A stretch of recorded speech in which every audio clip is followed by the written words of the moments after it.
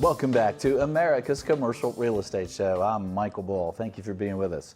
The segment's brought to you by the DNA of CRE. That's right, the DNA of CRE. If you haven't checked that, if you're a commercial real estate agent, check it out. Or if you're in marketing for a commercial real estate brokerage firm. All right, well today we're talking about the impact of the coronavirus on the economy and commercial real estate. Now, if you're listening to the podcast, on the first segment, we recorded that about a week ago. And things have changed today. And so it's interesting to see kind of what has happened in the last week with the coronavirus and the market and everything else. Please welcome my guest. It's KC Conway. He's chief economist with the CCIM Institute. He's here in Studio One. KC, good to see you again. Great to see you, Michael. And first of all, let's look at kind of a week ago, because we're gonna do the show with you earlier, and things got delayed. And it's kind of interesting because the stock market has really rallied today. I mean, it's like, all right, well, there's so much green, there's so much rally, but the coronavirus is not fixed. What's going on here? Yeah, so it's been a bumpy ride. So last week was the sharpest decline ever in the shortest period, like, almost 12%, 3,200 points. And Monday it came back. We had our biggest increase in one day since the end of December 2018. And then yesterday it all went to hell, went down 785 points, and today it's back. I think part of what's driving today are two things. I think one, there is a bit of a Super Tuesday effect, in which maybe a lot of the market is maybe breathing a sigh of relief that maybe we're not going to be running a socialist against a capitalist. Maybe we'll still have two capitalists, just with different ideologies, in November. The second one is, we got to remember that most of this trading today is by robots, not people. There are all these algorithms. And so the robots look, and part of what happened on Monday was not that they listened to the Fed over the weekend or last Friday. They said, oh my gosh, if the VIX goes above, say, 35 or 40, we do X. And we get back in and buy the market, or we sell the market. So with the Fed doing the interest rate cut, an out-of-market cycle, 50 basis point, we've only had 25. We don't even know what a half-dollar piece looks like anymore. I know, that surprised me. I saw 50 basis points. I'm like, wait, what's going on here? This is scary. It's new math at the Fed. Okay. And so they look at that and they say, well, wait a minute, now maybe with those kind of rates and a 1% or less 10-year treasury, the multiples in the market can be repriced, and we can maybe go in and more selectively buy based on how all that factors in. So the robots are being very mischievous. They're probably going to be this year's naughtiest elf of the year. That's interesting. So the impact then of the coronavirus is still there. It's still very real. Oh, it's very real, and it's expanding. We know we finally got our first couple of cases here in Georgia. It's spreading like mad through the ACC now, so we're really worried whether we'll be able to have the NCAA basketball tournament, because now there's more tournament markets that have states with outbreaks. It's not slowing, and the progression's going to continue. We've now seen it spread deeper into Europe, and we have more travelers.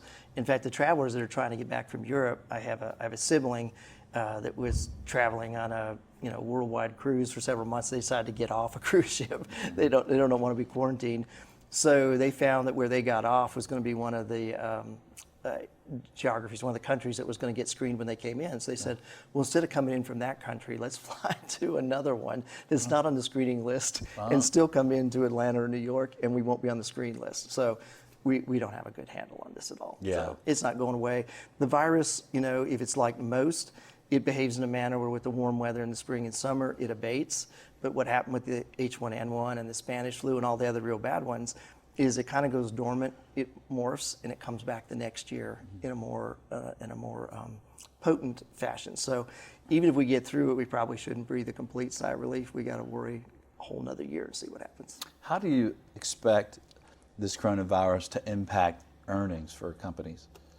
Yeah, so I wrote a piece this morning in our weekly insight at the Alabama Center for Real Estate, and I gave a quote and a citation credit to somebody. So the quote is, I've described the economy as VUCA.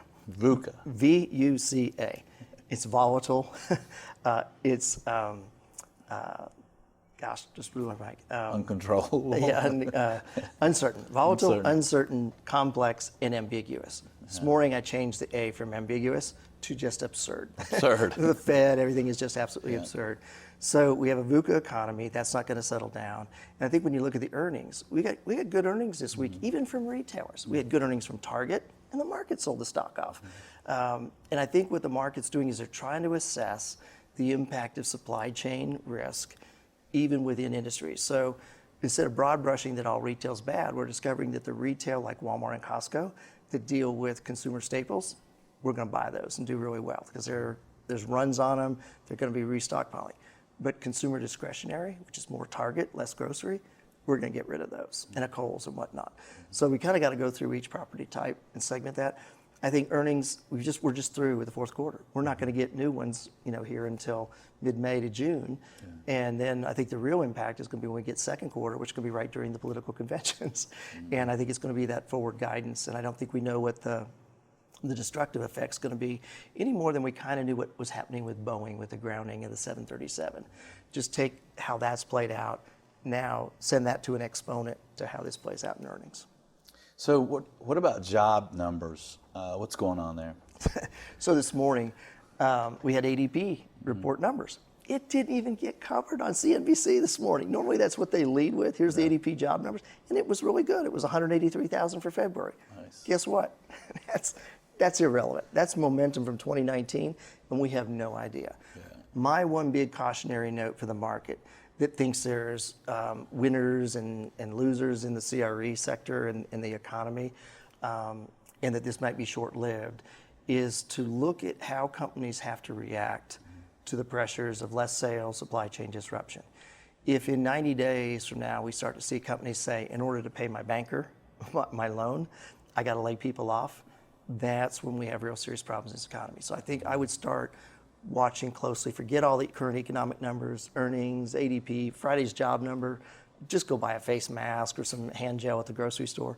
It's all irrelevant. It really makes no sense at all. And when I was at the Fed doing my briefings 2005 to 10 and 2006 and 7, I got a little bit of trouble from public relations because my comment to Chairman Bernanke was, look at Chairman, forget all the data right now. You're not data dependent. We're flying by the seat of our pants. Get out of the district banks, get out of the Fed, talk to customers, talk to banks, talk to clients, and find out the stresses and the type stresses that they're experiencing to figure out what type of reaction you need to do or what type of intervention. And so from that standpoint, I don't think these rate cuts do us any darn good at all. Stephen Roach, who is he's now at Yale University, he was the chief economist, former chief economist at Morgan Stanley. He had a great quote the other day, and he said, look, the Fed is like a fish out of water trying to fight a public health crisis with economic crisis tools. That's cutting interest rates. So when you have a public health crisis, you need a different type of intervention. The type of intervention that's going to solve or really help us get through this is things like what Bernanke came up with, TARP and TALF and all these creative interventions. So I've come up with a name for my Fed intervention policy. It's called CIF, CIF, a coronavirus intervention facility. Banks are going to be faced in 90 days to 2 quarters out with an uptick in delinquent and criticized loans from businesses that can't pay or that need help on their facilities, or even CRE loans, look at the hotel industry or the restaurant industry.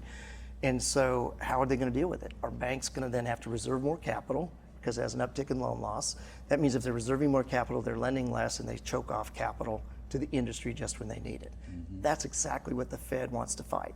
So why not give banks an ability to offload those facilities to this other facility using Treasury or their balance sheet? I mean, heck, they paid it down almost a couple $1 trillion, so let's load it back up, put these facilities in there, let the Fed and Treasury manage them, not have it contaminate the banks, and let the banks continue to have good ratios and continue lending and get through this interim period. I think we need a whole new set of tools.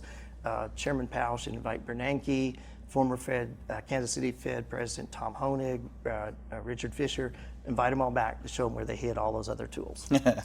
Hid all the other tools. And since we're a commercial real estate show, you hit on loans and you hit on defaults. So, we've had very low default rates in commercial real estate. As this as the impact of this coronavirus hits in the next 60, 90, 180 days, you do expect more defaults and credit issues? I do, and I'll give you a piece of research that came out last month before we even had all this really in the press.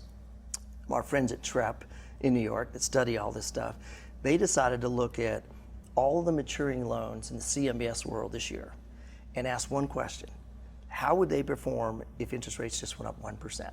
So whether rates really went up or there was some other shock, really it was a question of how much fluff do we have in these loans to withstand any kind of shock. And you know what they found out? What? 50% of this year's maturing CMBS loans would default on all of their critical default debt service coverage, loan to value covenants, and have to go to the special servicer. 50% over a 1% rate hike. So we're not going to get the rate hike, but we're going to have another shock. We're going to have a shock on the other part of the cap rate equation, the NOI side. And so that was out a month ago telling us that we had that kind of concern. So when they broke it apart, they said, here's where we see the biggest risk. So then it was retail. So we had 9,300 store closings last year. We already had over 2,000 in the first 2 months of this year. So retail's continuing, to go through this e-commerce evolution, retail evolution. Next that they were finding was that in the office market, that the demand was a lot lighter. Whether WeWork didn't kill the office market and the co-working, but companies just weren't leasing as much space. They were still leasing, and even new space, but it was a much smaller footprint. They were cramming more of us into smaller spaces or more work share. They didn't see problems in multifamily, and they didn't see problems in warehouses. Yeah. So what industries do you see a potential impact? So number one is hospitality. This is going to be a massive shock like we haven't seen in hospitality. They've been building a lot. They were priced to perfection, RevPAR, average daily occupancy, all at peak levels. It'll be worse in those international markets that have a lot of heavy travel: New York, Atlanta, LA, San Francisco, Seattle, in Houston, any of those type markets in particular. Anything in the transportation industry sector. So the port markets, I think particularly the LA Long Beach markets, that while most industrial warehouse leases are on long-term triple net, there's a lot of stuff on the ports that are more short-term based on one-year contracts between trade that goes in and out. So those shorter-term warehouses and those older warehouses connected really directly to the ports, I think in China trade, particularly in the West Coast, are going to be particularly hard hit. After that, I think you look at the service side of retail, the restaurants and all these things that are more discretionary, where the consumer pulls back, just like they did in 2009, and says, do I really go out and eat as much? Do I really need to get an extra spa treatment? Do I really need to get the dog groomed? Or maybe I can wash them at home in the tub and Clorox it down or whatever, if there's any Clorox left. So I think those are the big ones. And then I think office, we're going to see another big impact on office, because we're already hearing in 2009, we created this thing called staycations, where we all stayed home and didn't go travel after 9/11. Well, now we're calling it stay at home work jobs. So if companies get more comfortable to another level with everybody not coming into the office, and we discover how much more we can do at home without people coming in, I think we're going to realize coming out of this that we can do with a lot less office space as well. The warehouses should be overall fine, particularly the modern triple net lease big ones, because those aren't 15-year net leases. They may not fill them up with something from China today, but they may need to fill them with healthcare supplies and masks. So Procter & Gamble may not be filling the warehouses with as much of certain consumer products, but they may be filling up instead with bleach and wipes and all that kind of stuff. So multifamily really not impacted unless it gets really bad, I guess. Yeah. The job market. Well, they're all going to be quarantined in their apartment. I mean, that's what we're doing. We're doing it here in Atlanta. Yeah. The first two cases we have, they've quarantined them at home. So I think that's another thing we're discovering in the healthcare is that we can probably more safely self-quarantine at home. Now, that might accelerate single-family home purchasing, because if I'm in an apartment and I know one of my neighbors has coronavirus, I'm probably going to go do an away vacation rather than a state vacation. Yeah. Well, it's amazing how scary the coronavirus is for a lot of people, and the media certainly gets it out in a big way, every second on millions of channels out there. But there's also a lot of people, dying from the flu, and what do you expect is going to happen moving down the road? I mean, you mentioned earlier you think that maybe warm weather comes and this subsides a little bit, but then does the impact subside, or are we now we're in the impact. It's already impacted, and we're just going to see it in earnings down the road. Yeah, so it's kind of like baseball. There's a lot of innings to play out here. And to me, the kind of seventh inning stretch is going to be this time next year. And do we see this virus morph and come back? And I think what we're going to learn two big lessons out of this whole thing. And I thought we would have learned it. I studied this in business school at Emory University here in Atlanta in the 1980s, which is this really dumb idea for all the companies in a certain industry to put all of their labor or manufacturing or materials in one place in the world. Yeah. How in the world did we end up not connecting the dots on this to everything that's in China? And here's why even more. This whole virus and these flus that we get every year is directly attributable to China. You want to talk about a collusion investigation? We ought to look at the coronavirus collusion investigation. China and Asia, for the most part, is the last place in the world where they have what are called wet markets.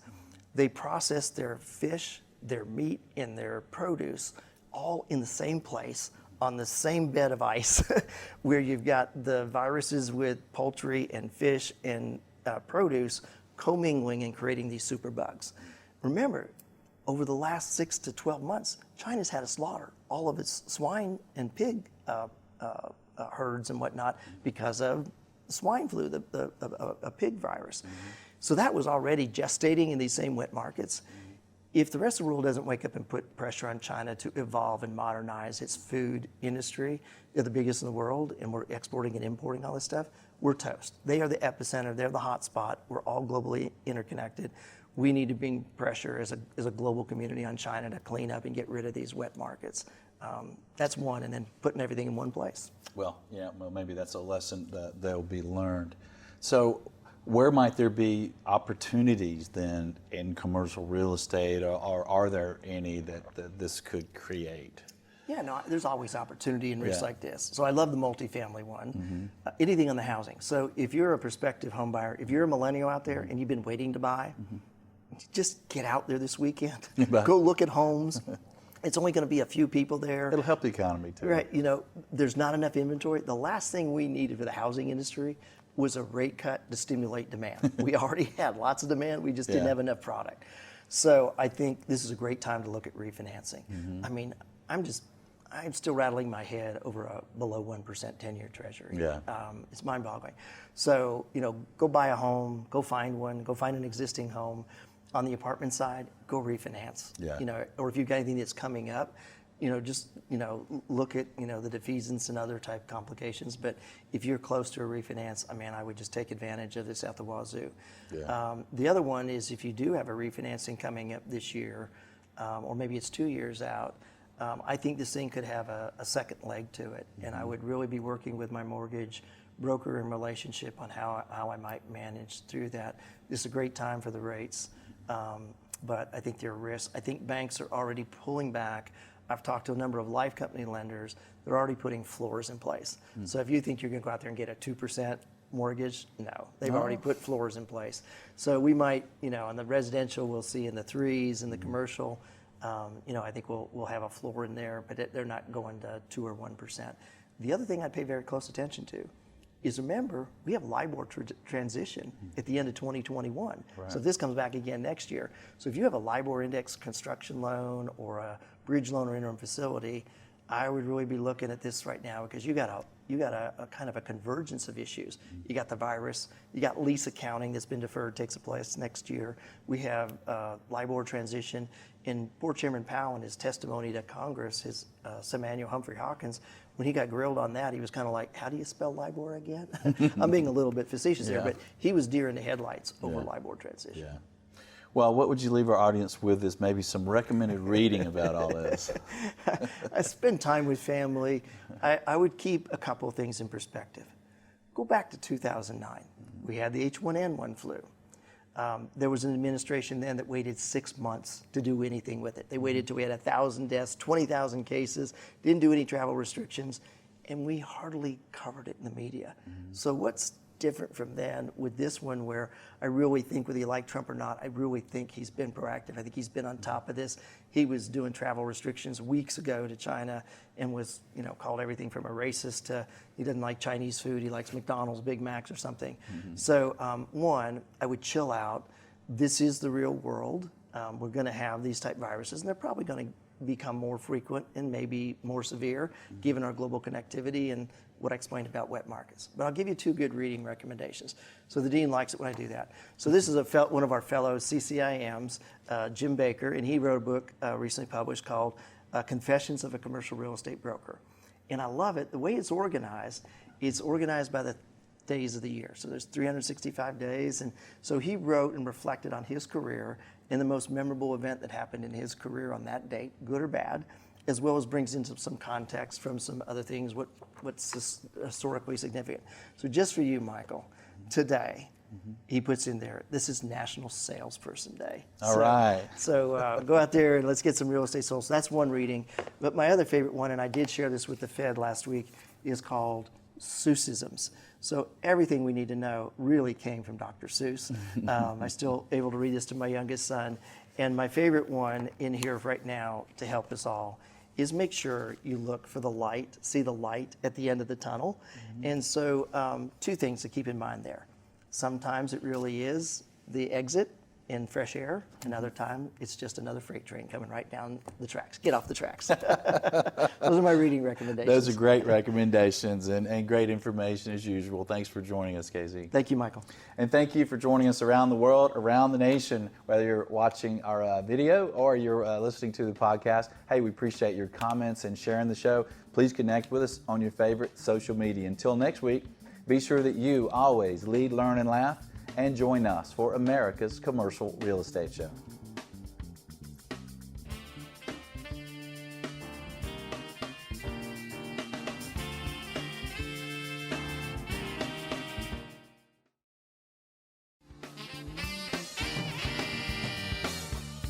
Appreciate the show?